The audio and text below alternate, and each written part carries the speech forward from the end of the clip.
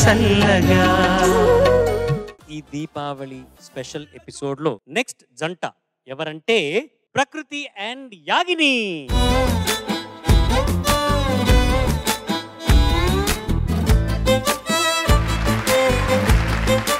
Yagapriya and ప్రకృతి parents please వేదిక మీదకి విచ్చేయవలసిందిగా ప్రార్థన. నమస్తే మేడం. నమస్తే సార్. చెప్పండి మేడం. నా పేరు మల్లీశ్వరి అండి. మేము విశాఖపట్నం నుండి వచ్చాము. యాగిని వాళ్ళ నాన్నగారి పేరు కూడా చెప్పండి. బసవేశ్వరరావు గారు. బసవేశ్వరరావు గారు. మీరు విశాఖపట్నం నుంచి వస్తున్నారు. ఓకే సార్, మీ వివరాలు. నా పేరు హరివర్ధన్ రెడ్డి, బళ్ళారి నుంచి వచ్చినాను. బళ్ళారి నుంచి వచ్చారు.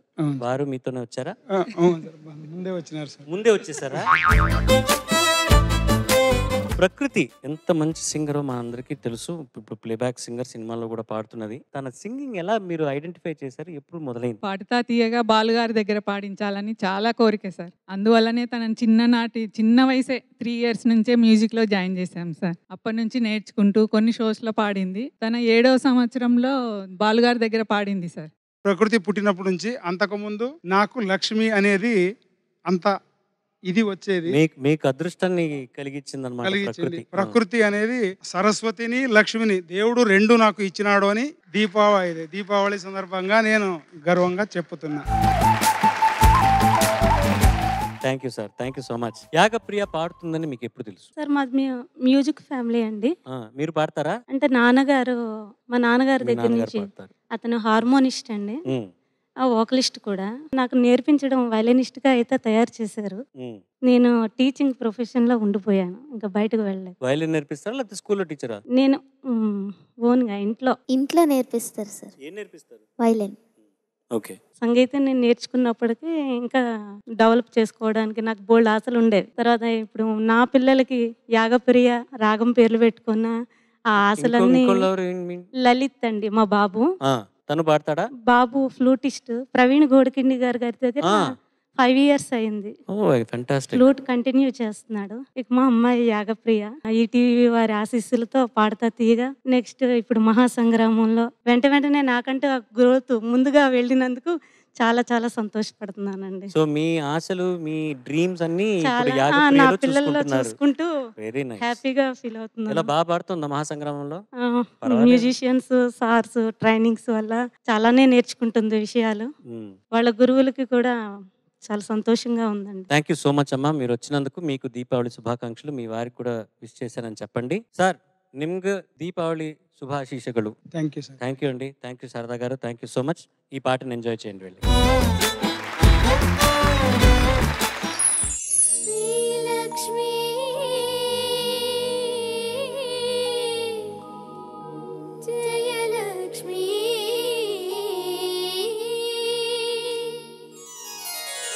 సిరులను కురిపించే శ్రీలక్ష్మి, కరుణించరావే మహాలక్ష్మి, మమ్ము కరుణించరావే మహాలక్ష్మి.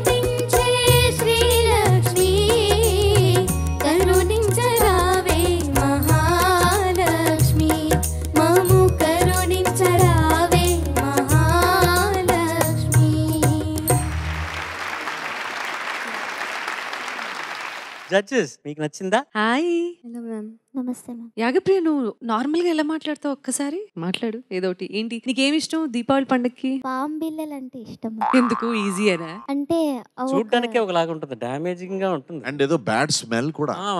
ఎందుకు ఇష్టం? అంటే అది వచ్చేటప్పుడు సాటిస్ఫైయింగ్ గా ఉంటుంది. ఎన్ని ఏళ్ళుగా ఇలా? చాలా బాగా పాడారు ఇద్దరు, ప్రకృతి and Yagapriya. Thank you sir. అంటే డ్యూయట్ సింక్రనైజేషన్ చాలా బాగా అయింది. వన్ లైన్ ఈ పాము బిళ్ళ వస్తుంది కదా, అలా క్లీన్ గా వచ్చింది. సాటిస్ఫైయింగ్ గా ఉంటుంది పర్ఫార్మెన్స్ వినేందుకు.